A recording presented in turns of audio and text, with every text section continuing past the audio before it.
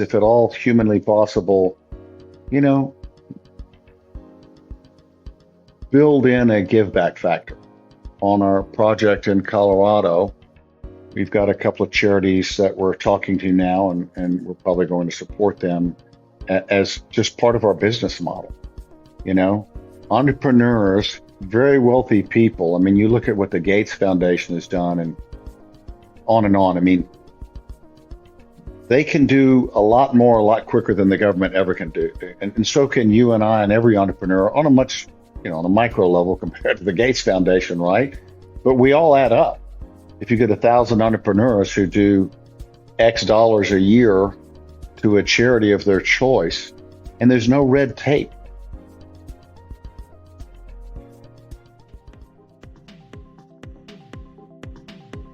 I'm Rebecca White, and my guest on today's episode of The In Factor is real estate developer, founder, and CEO of Fuse Family Ventures, serial entrepreneur Myles Sherman. Myles began his entrepreneurial journey at the age of 24 with $5,000 and a pickup truck. Since then, he has assisted in founding the Houston Entrepreneurial Organization, is the founder and a board member of the Bank of Houston and Keystone Bank, and has amassed hundreds of construction and development projects over the last 40 years. Myles is currently looking forward to his newest and biggest endeavor, a ski-in, ski-out development located in Steamboat Springs, Colorado, called the Astrid.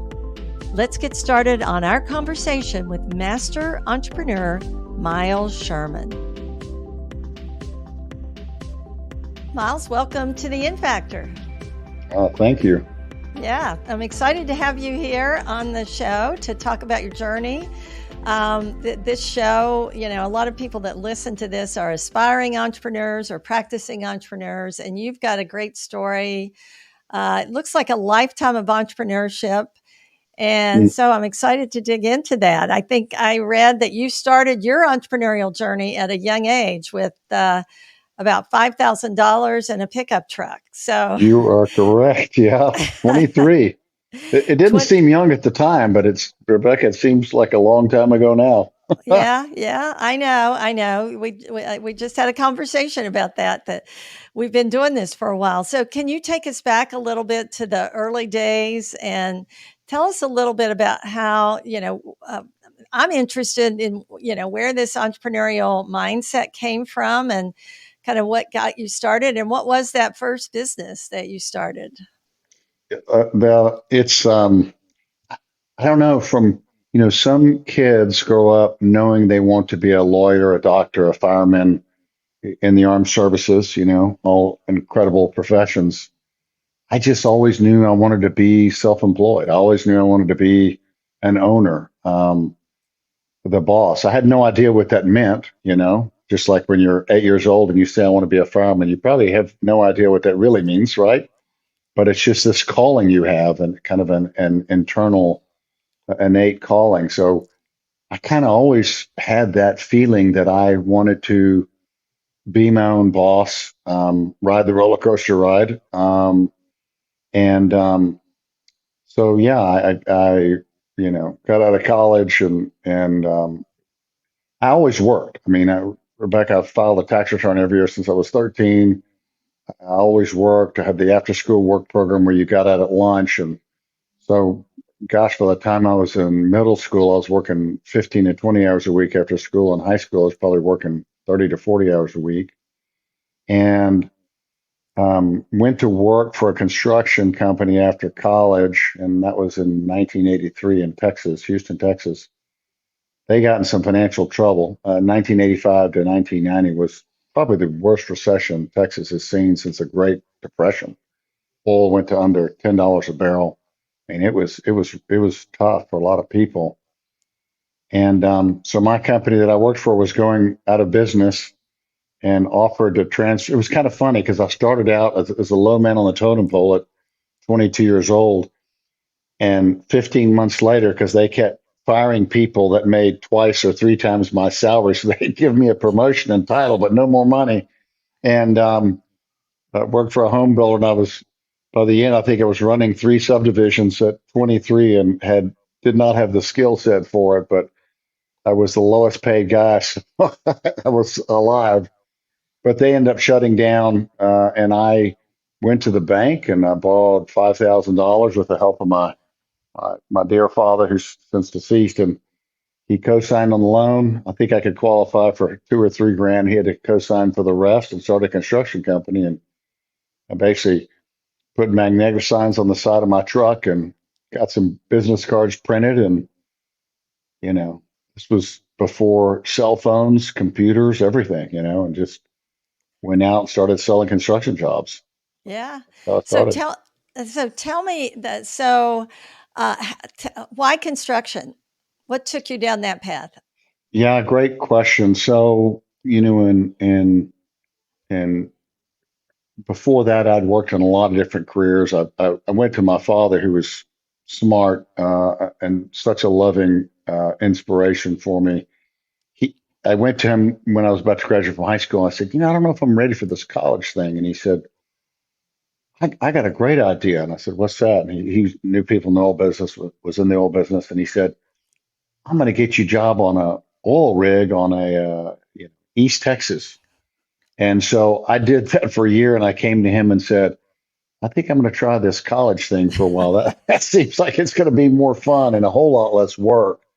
So he was wise because he didn't tell me, you're an idiot for not going to college. He said, oh, here's an alternative. Let's try this. And, Yeah. roughnecking, you worked sometimes 84 hours a week if somebody didn't show up a couple of days. It was a lot of work. And so I went to college and then kind of in the summers during college worked for a construction company that a friend of mine's father owned. And then after college, I worked for a home builder, and so I kind of knew the business, and I knew I didn't want to go back to roughnecking or start an oil business, and didn't. I mean, if you think about the construction business, even today, they're dinosaurs. They're still building houses with 2x4s, 2x6s, bricks, stuck. I mean, you drive by any construction site and there's tons of waste, but it's been the same low barrier to entry. You don't have to have a lot of money. You just get out there and do it. I mean, it's been the same way for a long time. There's a few companies. Connect Homes is doing concrete panelized homes, and there's some companies like that. But it was what I could afford to get into. Is the short answer, right? Yeah. And for $5,000, I could make my truck payment and really fund a job. I'd come to your house and sell you a paint job on the outside of your house. And I started out very very low end, low tech. And it's what I could afford to do because it didn't cost a lot of money to get into the business, back in 1983. So that's how I started there. Yeah. So you started with doing home construction projects. Like somebody might need tile in a bathroom or painting or Anything. I'd put a yeah. front door on. I mean, roof. I mean, anything because I did not grow up with money. I had student debt from school. I had my, my 22, my first year out of school, I bought two condos. One I rented, one I lived in. I had a truck. I had all these payments due. I mean, I would do anything. I was hungry, Yeah. and Yeah. it was good. It was good that I was hungry. It was good. Yeah. A I good always said it. motivator. Yeah, if I'd had a trust fund, I would have been dead by 30. It would it would not have worked that well for me. Now I have to ask you a question because I'm not from Texas. Mhm. Where does the term roughnecking come from? So, roughnecks. It's probably maybe not politically correct anymore, but roughneck is a term when you work on an oil rig as a hand on the floor and you work 12-hour shifts 7 days a week unless someone doesn't show up, and then you work a 36-hour shift and don't sleep for a day and a half. And it's very physical, dangerous. It's rough. And so um kind of like redneck but roughneck, you're Yeah. you're a tough guy if you're working out there and working minimum 84 hours a week. Yeah. But they pay Yeah. you well, and it was great, and it was a great experience. And a lot of my entrepreneurial journey, or some of my entrepreneurial journey, I've been taught what I don't want to do. And after that experience, I knew I didn't want to do that for any long period of time. Um, Yep. so Yep. And well, that's, and I think there were a lot of lessons probably you learned. And sometimes it is learning what you want to do, but sometimes it's learning what you don't want to do. So I, th- absolutely, yeah, I think that was a brilliant choice on your dad's part. And it sounds like was a great parenting move. yeah, sounds Yeah. like a wise move. So, how long? Tell us about the trajectory of your career. I know you've done a lot of other things, including, helping start some banks, and you've got some projects going on now. But bring us a little bit up to speed. How long did you, work in home repairs and projects? Yeah. It was very, look, being successful is half luck and half skill, right? I mean, you need to have blessings along the way, and I've been very fortunate in that respect. There were 100 times I could have gone broke, especially in those early years. Texas, and so I started my first company in October of 1984, and I've been self-employed ever since then. Yeah, I started out with home repairs because that's, people weren't doing new construction; they were remodeling, Mhm. and people couldn't afford to sell their house and buy a bigger house. They'd add on another bedroom because they were expanding their family, right? But within a couple of years, the market turned a little bit, and we started doing, building houses, doing new construction. But after about 8 or 9 years in the construction business, and we did a little bit of commercial work, Rebecca, but 90% of what we did was high end residential because that's what I liked. My creative juices really got flowing when I would take a beautiful house that you lived in and make it better, or Mhm. take an old ugly house in a great location and make it really beautiful. I mean, I love that, still do. Or take a raw piece of dirt and create something, right?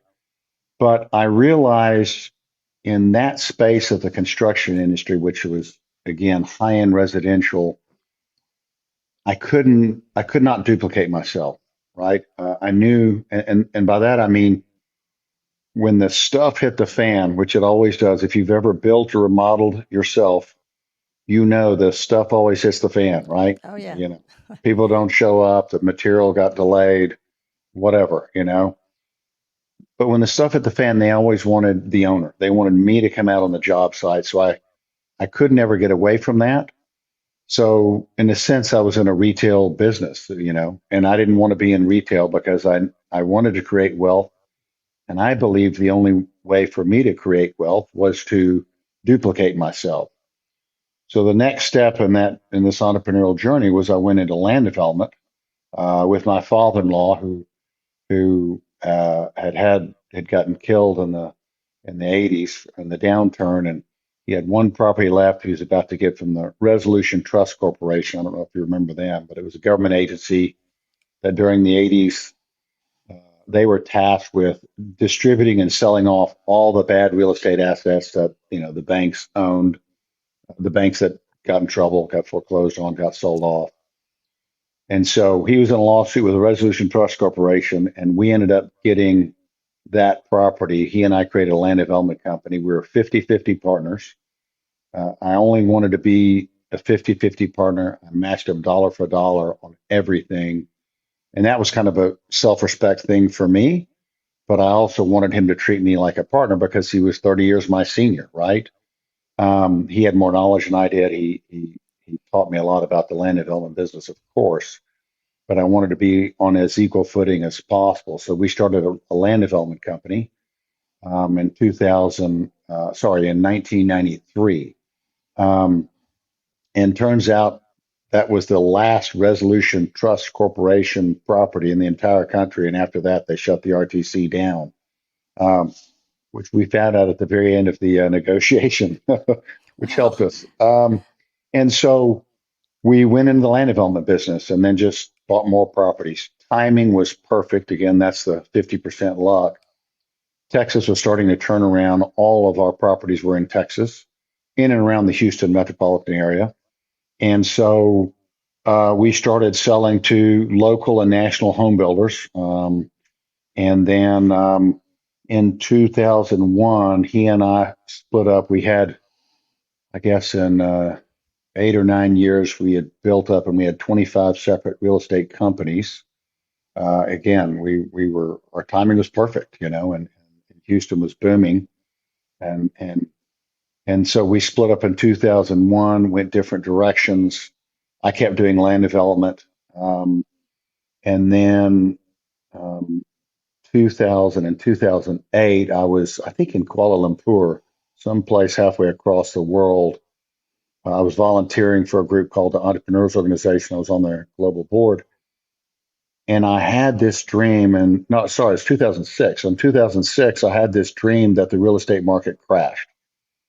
And Rebecca, in 2006, the market was just killing in Texas. It looked like there was no end in sight for the good times, right? Um, I had 55 million in personal guarantees on all these loans for all these deals. I was again split up with my father-in-law at the time, so I had my own company, so it was all on me. None of my employees had any personal guarantees because they didn't have to, and they were employees, and that was the path they chose. And so, 2006, I had this dream halfway across the world, and I woke up literally in a cold sweat because I went broke, and the banks were calling on my notes, and it was just this worst nightmare kind of a situation. And I went to breakfast before our board meeting that day, and a dear friend of mine, Ashley Postlethwaite, who is the current global chairman, she's like, "You look terrible." And I said, "I feel terrible. What happened?" I told her about my dream, and I'll never forget this. She reached across the table and put her hands on mine, and she said to me, "Myles, there are certain things that women do better than men." I said, "What's that, Ashley?" And she said, "We listen to our intuition. We listen to our gut." So she said, "I just want you to take that with you." And I thought about it, and I came home and I started to sell everything because my goal was to get off of the 55 million in personal guarantees because it would have taken me down. And the progression was, in the first 3 months, I sold a piece of property and made a ton of money. And then I sold, property, made a ton of money. And then I made really good money. And then I made good money. And so the last deal, which was in May of 2008, I went to closing with $250,000 check in my pocket to get off of $11 million worth of personal guarantee. It was my very last of the 55 million. And I remember driving to Galveston, Texas, and I thought, I'm either the smartest guy in the world or I'm the stupidest guy in the world, because on paper there was, $5 or $6 million of profit in this deal. But I made that commitment 2 years before. And that's one of the things I'm pretty good about is when I make a commitment, and I've made that decision, that's the direction I'm going, I'm not going backwards. And so went, closed the deal, kind of drove off with a little tear running down my cheek, drove back home, back to my office. And September 2008, the world crashed. Yeah. Lehman Brothers, Merrill Lynch, everybody went down.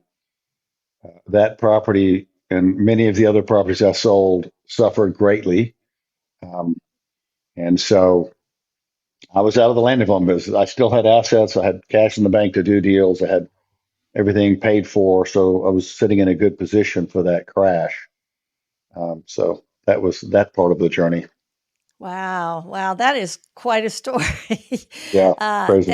And amazing too, and you mentioned EO and your friendships there and the advice you got from your friend to trust your gut, or at least the subtle advice to trust your Yeah, gut. She yeah, let you make that decision, but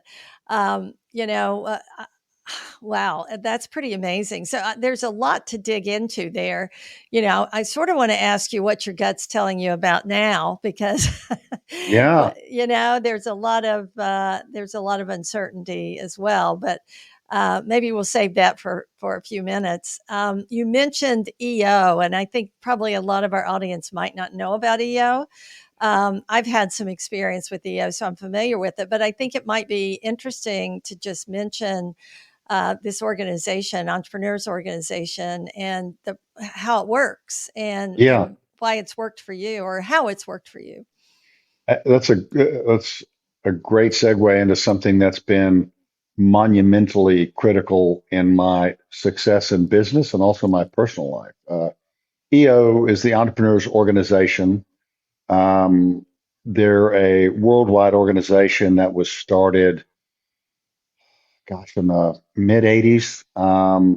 Started in Canada, then migrated to the US. And now, and I know I'll get the facts wrong, Rebecca, but I think we're in 75 or 80 countries and 15 to 18,000 members globally. And basically, it's exactly what it says. It's an organization for entrepreneurs. You cannot be the president of Exxon or you can't be a president of a company as an employee and be a member of EO. Um, you have to be an owner. You have to be a founder. You have to have lived the experience that you and I have lived to be a member of EO.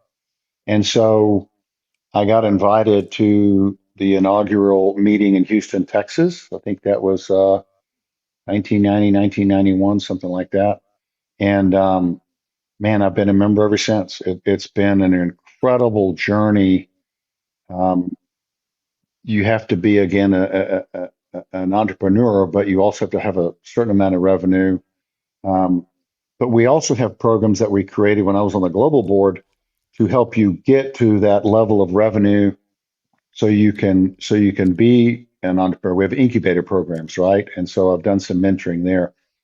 I love talking to entrepreneurs. I love mentoring entrepreneurs. My wife, my kids, everybody in my immediate family is, my son-in-law owns restaurants in Guatemala. I mean, we are all entrepreneurs. That's who we are.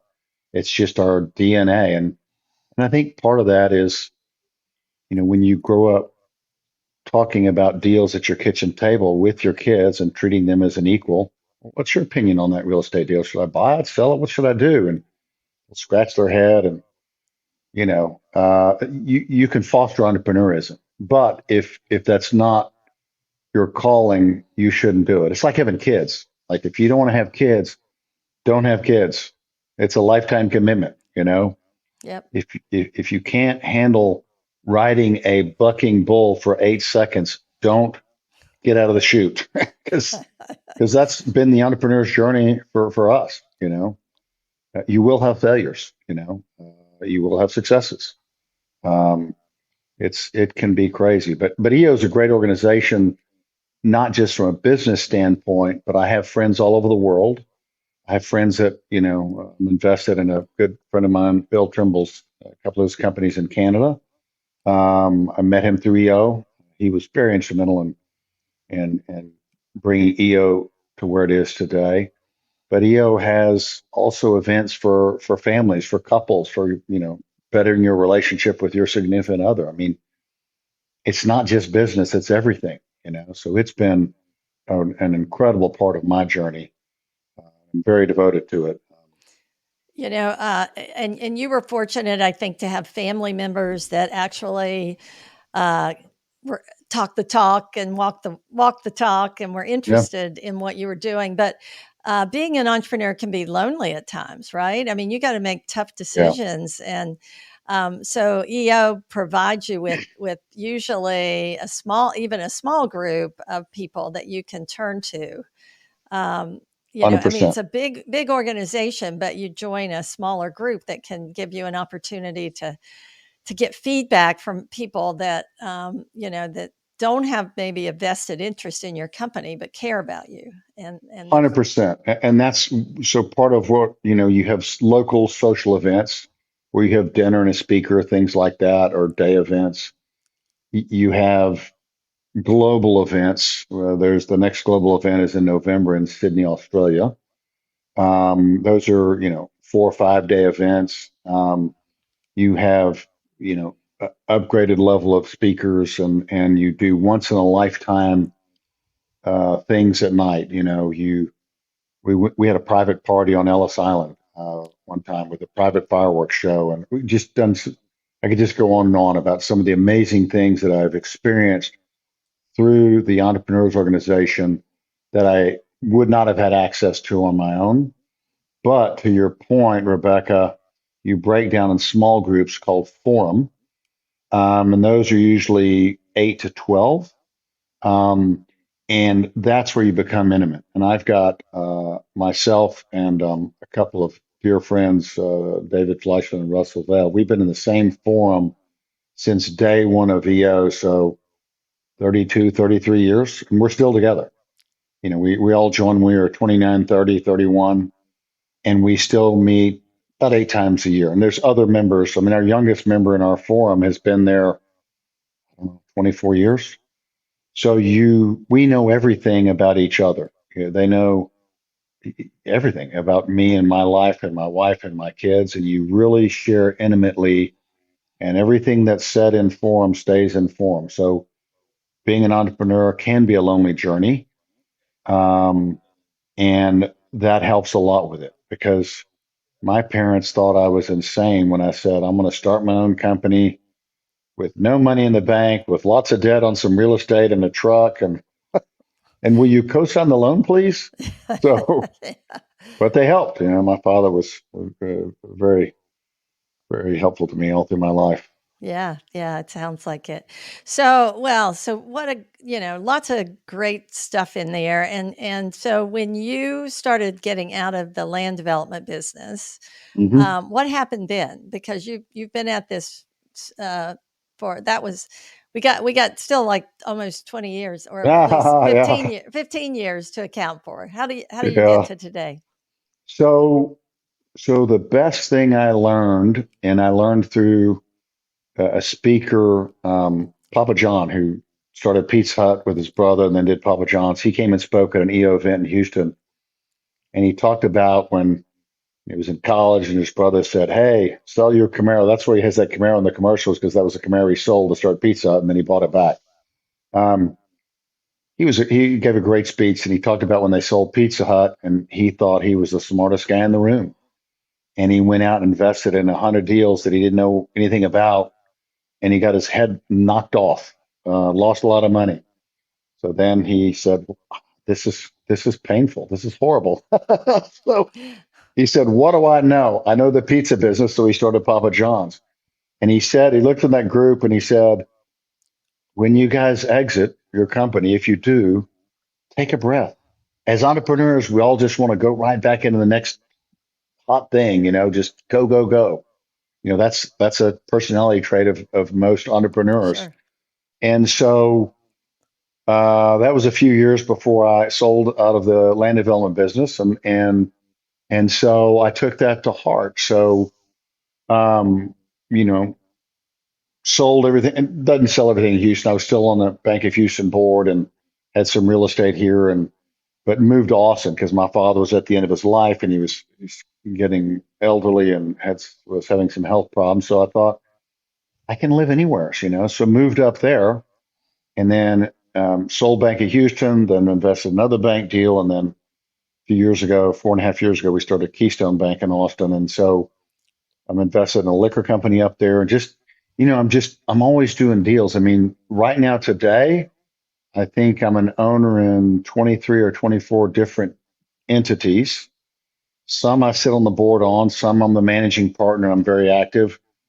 More than half I'm passive. I just get quarterly statements and just follow their path, their journey, um, and have two companies under contract right now, a warehouse and another business, a millwork business for a big project. But I'm always doing deals. So I moved to Austin. I took a breath. Maybe missed out on some opportunities, but 2009, a friend of mine, brought to me a home plan business, so an online house plan business. Uh, the United States went from 1,000,006 new home starts in 2006 or seven to 400,000 and change new home starts in 2008 or nine. I like buying assets when everyone else is running the other direction, right?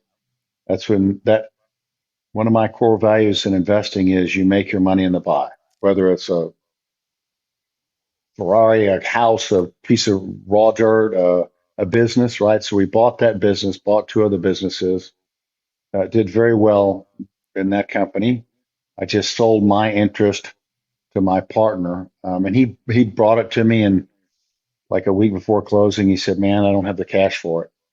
And I said, "I will loan you your half of the cash, and I want you to be 50-50 partners." He brought me the deal. He was a dear friend. I knew he would work hard. He'd probably work harder by me helping him out than otherwise. And he did. And it was the right thing to do. I mean, it's great to make money. It's it's more wonderful to change people's lives. Yeah. Yeah. Um, and then invested in other deals and bought and sold a bunch of real estate in Austin, Texas, where we lived at the time. Um, and you know, bought a house in Colorado, which we'll talk about in a second, because that led to the deal I'm doing, the biggest deal I'm doing now. Um, so just continue to invest in deals, Yeah. and had some misses. I mean, a couple of years ago, I had a terrible beating, and it really stings. I hate losing. I don't. No one likes to lose, but when you lose a lot of money and investors lose money, it's terrible. Yeah. And Yeah. it wasn't a company I started. It was a company that somebody else started, and I tried to come in and save it. And what I learned in that valuable lesson was some companies are not savable. Some deals are not savable, right? I would been married to an amazing woman for 38 years, so it doesn't apply to me. But I think some people would say some marriages are not savable. They're just not. Um, that was a hard lesson, because up until that point, I thought I can fix it. I can make it work. Uh, and entrepreneurs have to have a false reality in a sense. We have to believe we can kill the dragon with a butter knife, right? Yeah. Yeah. And you have to go in, the ignorance. I remember a banker friend of mine telling me when I was in my 20s and started my construction, then I bought a kitchen and bath company to help me with my construction business, so we could, double down and grow and be more profitable. And he looked at me, and he was twice my age. He goes, I just remember being that ignorant, and it's wonderful because you don't know that you're supposed to fail. And I really took offense to that. He was a mentor of mine, and I said, "Campbell, that really hurts my feelings. You're calling me stupid." He goes, "I'm not calling you stupid. I'm calling you ignorant." He goes, "You believe you're going to succeed no matter what." And I said, "I am." He goes, "Yes, you just made my point. Exactly." Yeah. and, Yeah. and we have to believe that, Yeah. right? So when we fail, it's like, what the hell happened? How could this happen? But it happens to all of us. Yeah, yeah, absolutely. I think there's part of it is optimism. I think, Absolutely. Yeah. not, I think it can be dangerous to be overly optimistic, and we've all been there.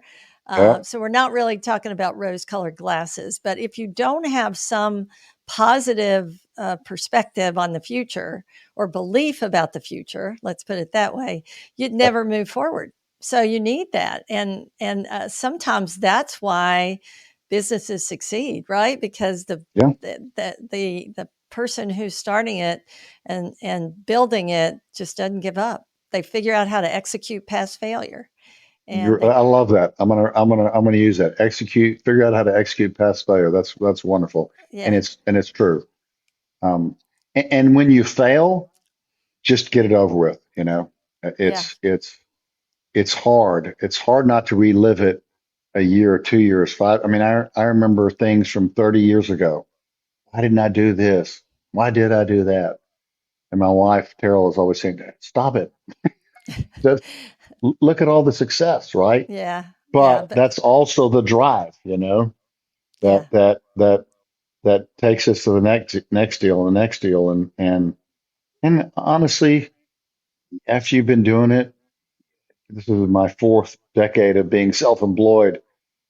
You are smarter. I mean, I wish I had the wisdom at 62, at 32 or 42, but yeah, you can't. That's not how life works. yeah. Yep. Yeah. So let me ask you, a lot of the listeners are, I'm sure, wondering, what's your secret to finding the right deal? And you've already admitted that sometimes they're not the right deal.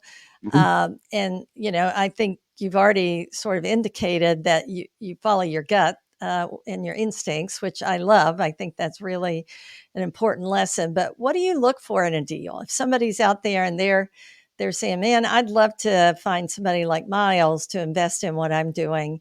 Wonder if I have the right stuff. What do you look for? It's a really good question. And passion is number one.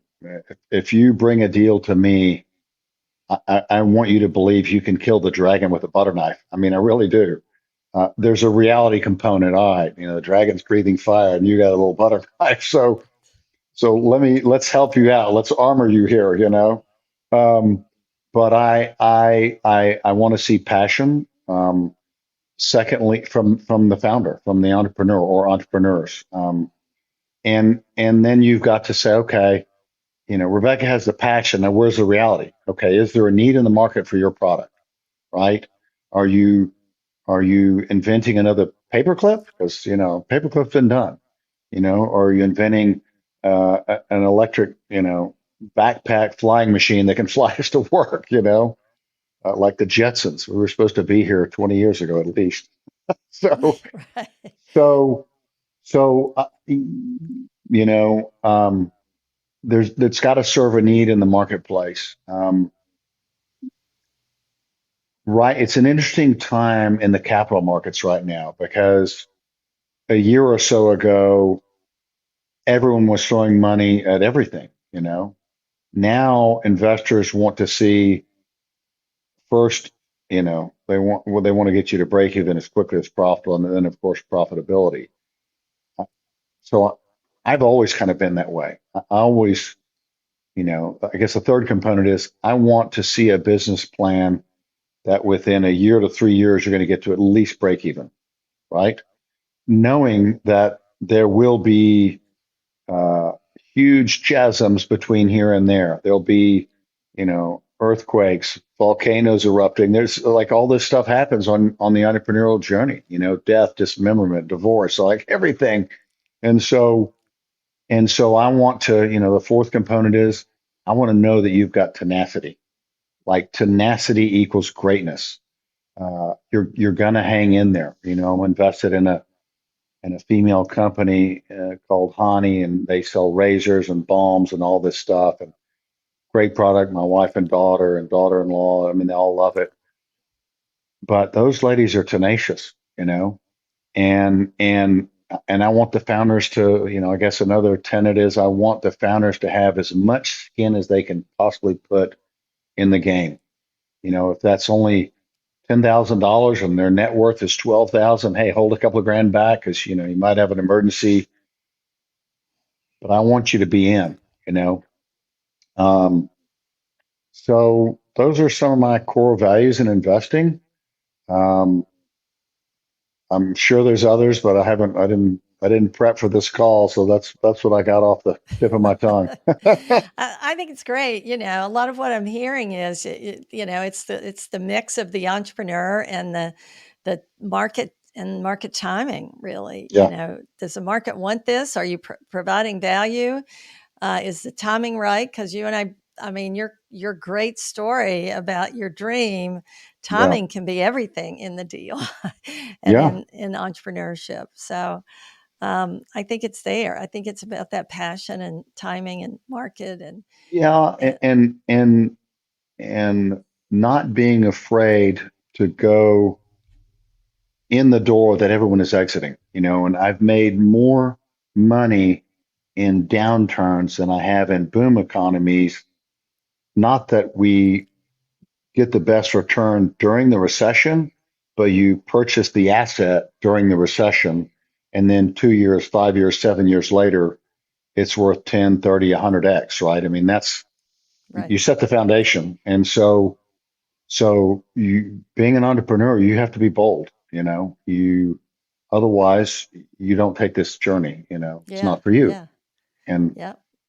and everybody's got Now that my kids are grown, I just said, look, everyone deserves to be happy, right? You deserve to be happy, but I can't tell you what makes you happy. You have to figure that part out.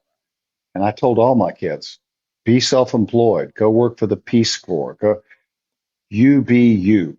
That is a common theme around our family is you be you, whoever that is, and I'll support that. But you got to figure it out, um, just like you and I did. Yeah, that's exactly right. That's exactly right. Well, speaking, right now we've got a lot of uncertainty. A lot of kind of crazy things have been going on in our world the last several Yeah. years with the pandemic. Lots of political things going on. Inflation, lots of challenges, and you are in the midst of the biggest deal of your career, Mhm. you told me. Yeah. Yeah. So Yeah. I think we have to spend a little time talking about that. And I think it's aligned with your philosophy. So it's the Astrid, I think. And I asked you Yeah. before we started this recording, I asked you about that name, which I thought was unusual, different, but it's a ski in, ski out development in Steamboat Springs, Colorado. So tell us about Astrid. Where did the name come from, and what's that all about? It sounds like a pretty amazing project. Yeah. Thank you for asking. It's, again, my 40th year in this entrepreneurial journey, which makes me sound really old. And, and and this is the largest project of my life. This is going to be a 300 million plus project. My wife and kids were avid skiers, snowboarders. That was the one family vacation that we took every year without fail as a family, and it was just our thing, And we always went to ski country. 9 years ago, we bought a house in Steamboat, and again, part of it's gut feeling on finding deals. You just know it's right, and part of it is the math. I'm big on always doing the math.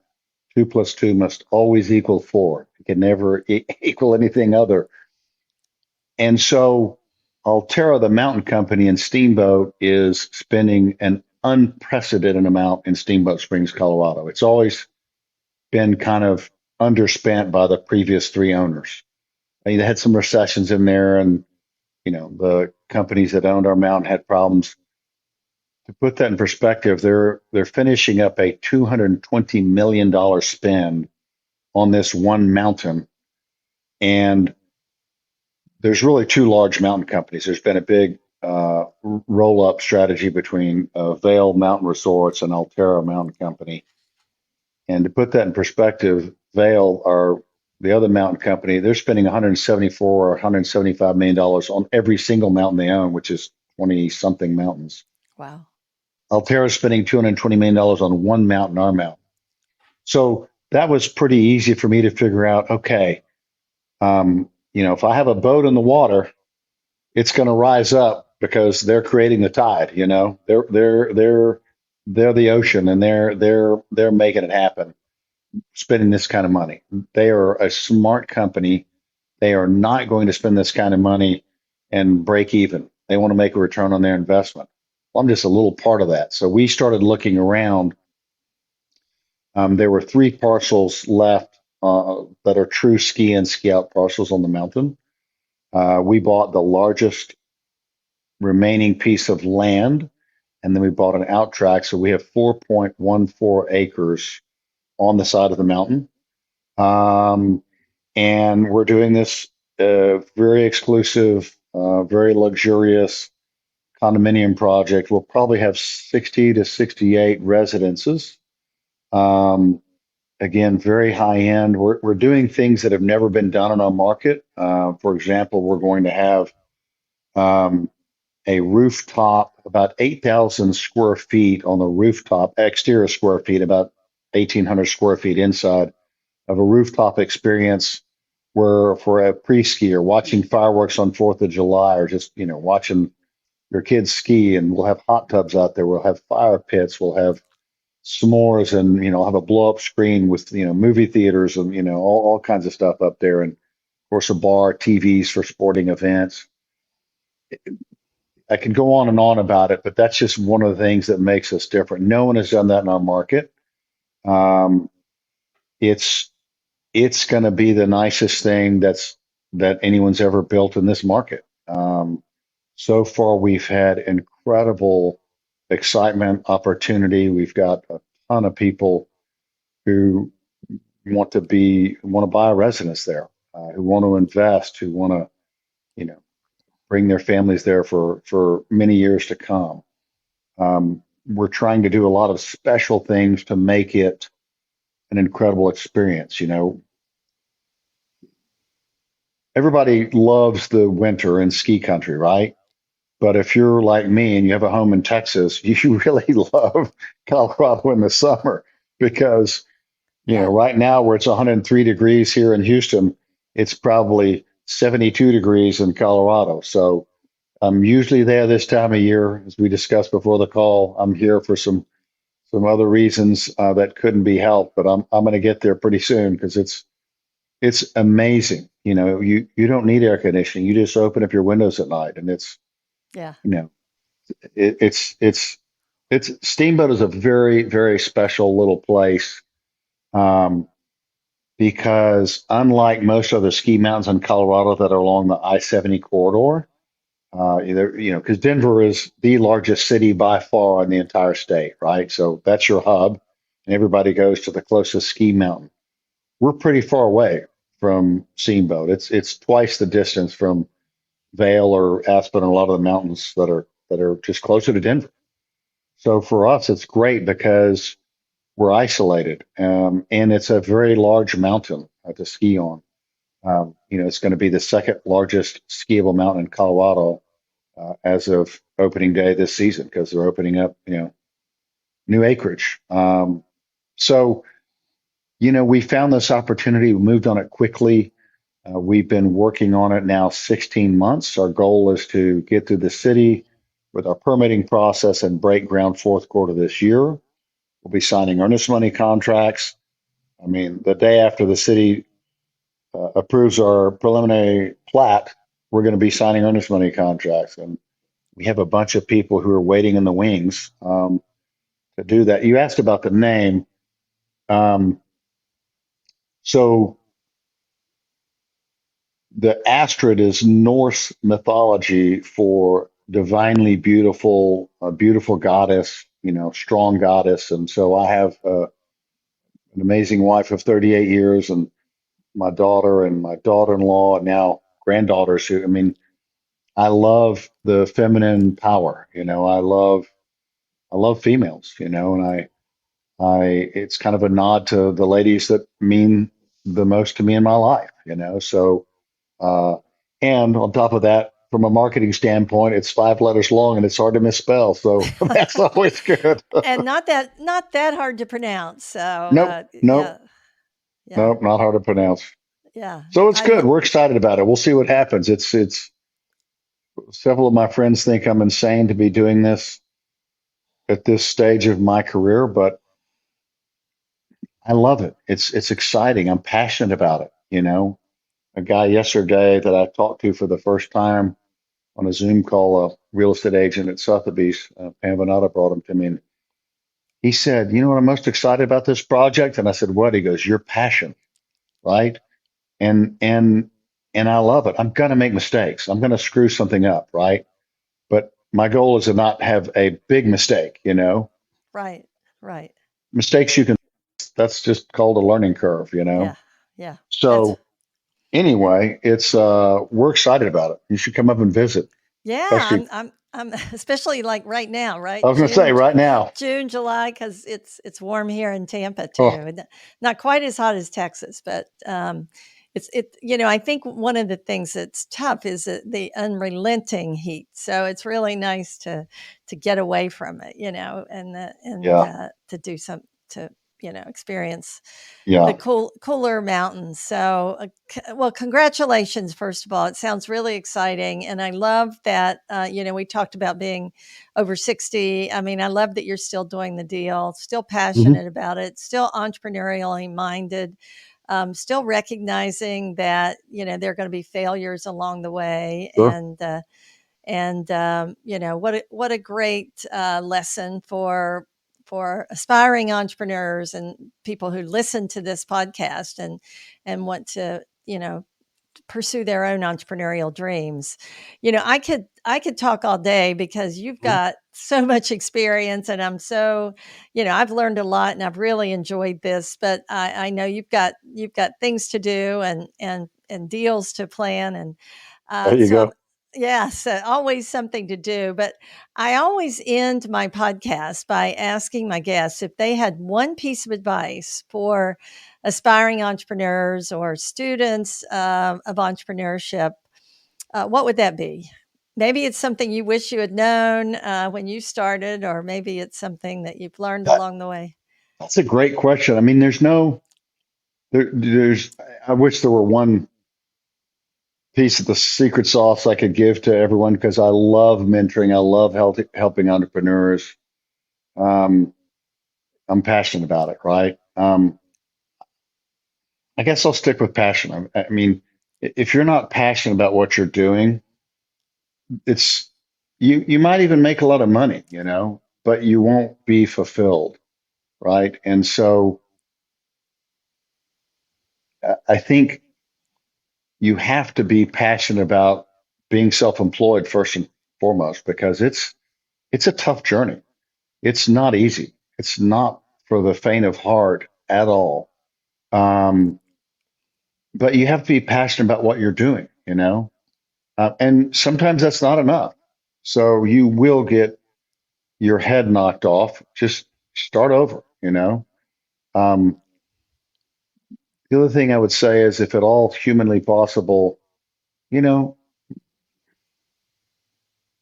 build in a give back factor.